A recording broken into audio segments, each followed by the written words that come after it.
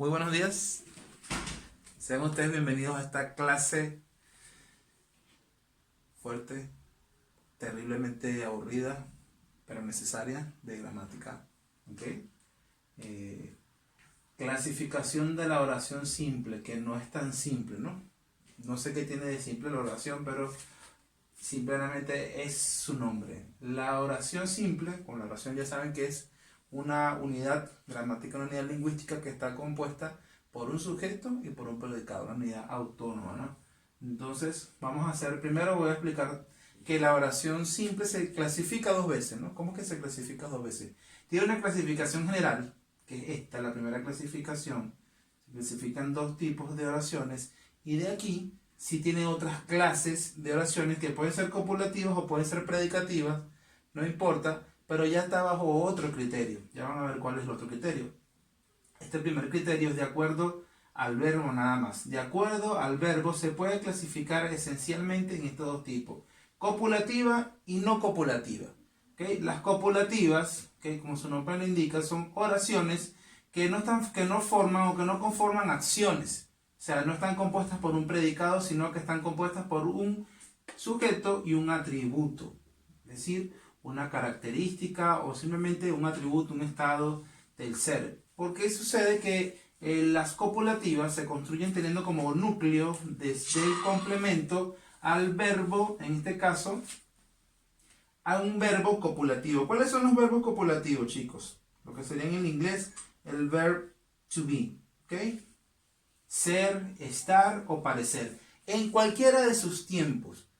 Presente, pasado o futuro. Aquí yo utilicé el copulativo en presente, pero puede ser en pasado, puede ser en futuro. ¿Okay? Perfectamente, cualquiera. Ser, estar o parecer. Aquí hay tres ejemplos de oraciones copulativas. Mi hermano es doctor. El mío no. El mío es abogado y es radiólogo y trabaja de pizzero ahorita. Luis está en Francia. Mi hermano se llama Luis, casualidad que se dedica a un nombre, ¿no? Yo parezco actor de cine. No. Eso es una mentira, ¿no? Pero como es un ejemplo, vale. Es un ejemplo y una vil mentira si estuviéramos pareciendo. Yo parezco profesor de comunicación, lo que soy, ¿no? Predicativas. ¿Cuáles son las oraciones predicativas? Aquellas oraciones cuyo núcleo obviamente tienen un predicado. Estas sí tienen predicados porque el núcleo verbal, en este caso el núcleo verbal es un copulativo, el núcleo verbal es un verbo predicativo, es decir, verbos que expresan acciones, que expresan sentimientos, que expresan procesos. Es decir, la mayoría de los verbos son predicativos o la mayoría de los verbos son no copulativos. Solo estos son copulativos, el resto son verbos, en su mayoría son predicativos. Esta, por ejemplo, María baila merengue, que expresa una acción. No sé si María Inga bailará merengue, pero esta es una María. Sebastián ama la magia, por supuesto, porque es Harry Potter, ¿cierto? Entonces, este es un sentimiento. Y finalmente, Niklas construye una pizzería para el profesor, faltó complementar, ¿no? Construye, que es un proceso. Construye, escribe, planifica. Ya no son acciones, sino son procesos y pertenecen a los verbos predicativos. Por lo tanto, cualquier oración que tenga como núcleo a un verbo de esta naturaleza, acción, sentimiento o proceso, se le denomina oración predicativa, y cualquier oración que tenga como núcleo un verbo copulativo se le denomina oración copulativa. Ok, ahora vamos con la segunda clasificación, y ya es un poco más específica, que más clasificación son las clases de oraciones simples. Continuamos. Ahora sí viene la parte buena o la mala, tal como depende de cómo la vean, cómo la sientan. Aquí están entonces las clases de oración simple. Observen entonces, la mayoría de estas oraciones se podrán darse cuenta que son oraciones predicativas, es decir, oraciones que expresan acciones o procesos, como les acabo de decir. ¿Okay? Y dentro de esas oraciones predicativas o copulativas, en este caso casi todas son predicativas, pueden haber oraciones, ya va a depender, chicos, de otro elemento de la oración que no es el verbo, ¿okay? No necesariamente, o no necesariamente tiene que ser el verbo, ¿okay? Puede haber otros elementos, otros conjugados que de alguna manera o o ¿cómo les explico? Más que, además de que sea el verbo, que sí puede ser que el verbo esté influyendo, pero en otro sentido un poco más complejo que decir si el verbo expresa acción o expresa sentimiento, expresa estado. Ya lo vamos a ver, chicos. Como entienden aquí, entonces está esta clasificación sencillita, ¿no? Súper sencilla. Se divide, o se subdivide en aproximadamente son 8, ¿no? 8 tipos de oraciones. Muchas de ellas se contraponen, ¿ok? Estas dos se contraponen, estas dos se contraponen, estas no tienen nada que ver entre sí, estas se contraponen, o sea, son opuestas. Transitiva e intransitiva. Transitiva con objeto directo, intransitiva sin objeto directo. Recuerden que el objeto directo es aquella palabra, elemento o conjunto de elementos que complementan al verbo principal, al núcleo verbal de la oración, ¿okay? Y es en el cual recae la acción principal. Y siempre se reconoce porque uno pregunta qué es lo que, más el verbo principal, así es la forma, qué es lo que, la fórmula, qué es lo que, más el verbo principal, tú preguntas eso a la oración. Y si tiene respuesta a la oración, hay un objeto directo. Vamos a ejemplificar para no ser tan abstracto. José compró flores. ¿Qué es lo que compró José? Flores. Entonces, ¿cuál es el objeto directo? Flores. María miró una película. ¿Qué es lo que miró María? Una película. ¿Cuál es el objeto directo? Una película. ¿Ok? El profesor Flores dio la clase. ¿Qué es lo que el profesor Flores dio?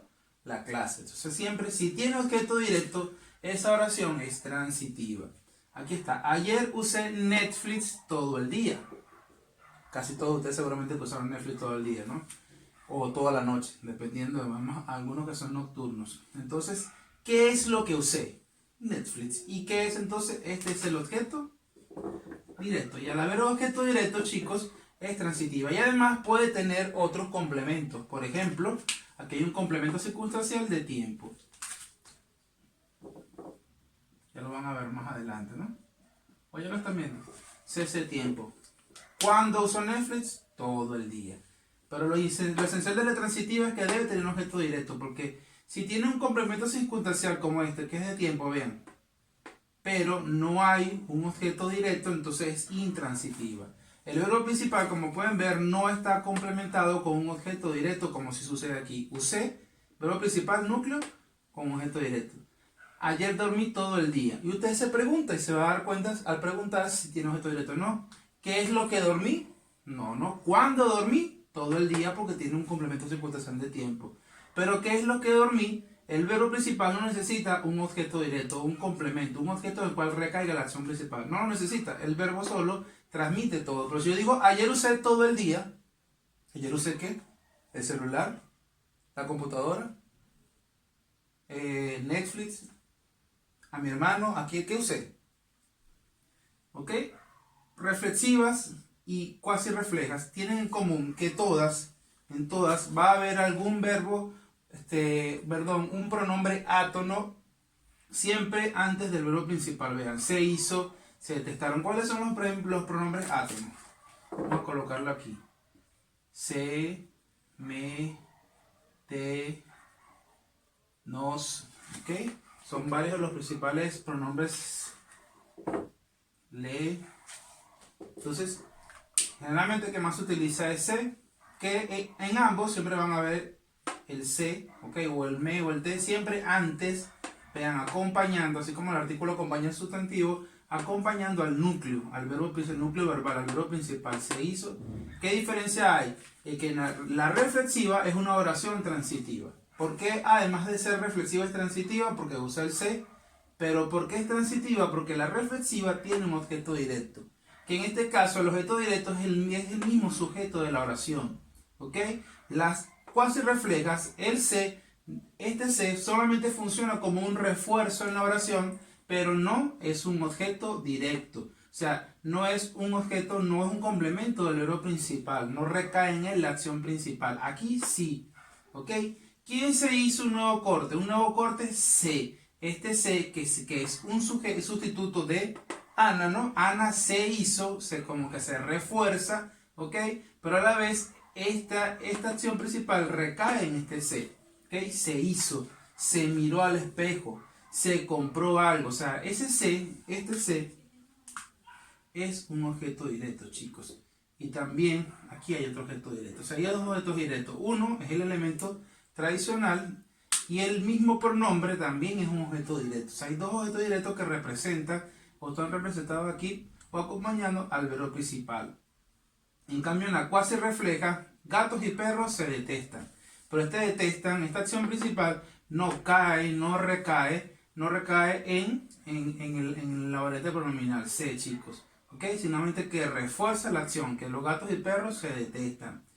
En este caso, normalmente cuando son cuasi reflejas, los verbos que se utilizan son aquellos verbos que expresan emociones. Se quieren, se detestan, se aman, se entienden, ¿ok? Entonces, normalmente expresan emociones o sentimientos o pensamientos. Entonces, esos verbos que expresan emociones, sentimientos o pensamientos no están siendo complementados por el ser, sino aquí nada más refuerza. La recíproca, dar y recibir, ¿ok? El verbo principal, el núcleo, debe expresar reciprocidad, que al mismo tiempo los sujetos están dando y recibiendo entre ellos. Los sujetos de la acción. ¿Quiénes son los sujetos que participan? José y Paula. José y Paula intercambiaron números. Intercambiaron números José y Paula, que ahora ahí, ¿no? Ese verbo que expresa que uno dio el número y también recibió, y el otro dio y recibió, es decir, intercambiaron. Eso es lo que expresa el verbo. Hablaron. Uno habló. Cuando dicen que hablaron, es un verbo también recíproco porque se da y se recibe. Hubo retroalimentación. Se ayudaron. Uno ayudó al otro, otro lo ayudó. Se golpearon. Uno dio y también recibió, el otro dio y recibió. Los verbos que expresan reciprocidad son verbos recíprocos. ¿Ok? Impersonal. Todos esos verbos que no carezcan de un sujeto, ¿cómo les explico? Cargan un sujeto conocido, por eso que se llama impersonal, no tienen un sujeto determinado. Muchos pueden ser los verboides, como es, los verbos que expresan los fenómenos de la naturaleza, como esos, la forma del haber, como sinónimo de existencia, hay frío, hay amor, hay hambre, ese verbo siempre, ahí no hay nunca un sujeto conocido. El hace, impersonal, hace calor, o cuando se habla de clima, hace frío, ¿ok? El es también, cuando es impersonal, es hora de dormir, es tiempo de entregar la prueba. Y los verboides, como estos chicos, también que expresan, que son todos los verbos que expresan la forma de la naturaleza: nevar, llover, amanecer, ventear. Por ejemplo, en Lima nunca nieva, se dice nieva, ¿no? Por si acaso, no se dice neva. Si va a nevar, sí, pero cuando se utiliza en la tercera persona en singular, se dice nieva, se convierte en una especie de, o se convierte en un diptongo. En Lima nunca, ¿dónde? Porque aquí esto no, no está el sujeto, profesor, no. ¿En dónde nunca nieva? En Lima. Esto es un complemento circunstancial del lugar. Nunca, ¿cuándo? ¿Cuándo no nieva? Nunca, ¿verdad? Complemento circunstancial de tiempo. Y este es el predicado, ¿ok? Núcleo de un predicado. Que no tiene sujeto porque tiene complemento nada más, no tiene sujeto porque quien nieva es algo impersonal, ¿ok? Activa, sencillo. El verbo una oración activa, que son varias de estas, o sea, quiere decir que una oración puede tener varias, puede ser transitiva, puede ser activa, ¿ok? Puede ser refleja o recíproca, o sea, depende, puede haber varias en una misma, o sea, no es una sola, no están separadas. Es decir, una sola oración puede ser pasiva, activa, etc. Por ejemplo, la activa es cuando el verbo principal enseña, el sujeto de la acción realiza la acción, mejor dicho, el sujeto realiza la acción a partir del verbo. O sea, ¿quién es el sujeto? El profesor Raúl. ¿Y qué es lo que hace? Enseña matemática. Él enseña, él realiza la acción de enseñar, él no la recibe. Pero en una oración pasiva, el sujeto de la acción, que en este caso es matemática, ¿ok? El sujeto no realiza la acción, sino que recibe la acción. ¿De quién se habla aquí en la oración? Matemática es enseñada por el profesor Raúl, de matemática. ¿Y qué es lo que se dice? Que es enseñada por el profesor Raúl. O sea, ella recibe la acción de ser enseñada. nos vamos a dar cuenta de la oración pasiva porque siempre va a estar conformada por dos verbos. Un verbo copulativo, cualquiera, del ser, y un verboide en participio. Hado, ido, hada, ¿ok? Siempre se va a ver de esa manera. La casa es pintada por Francisco.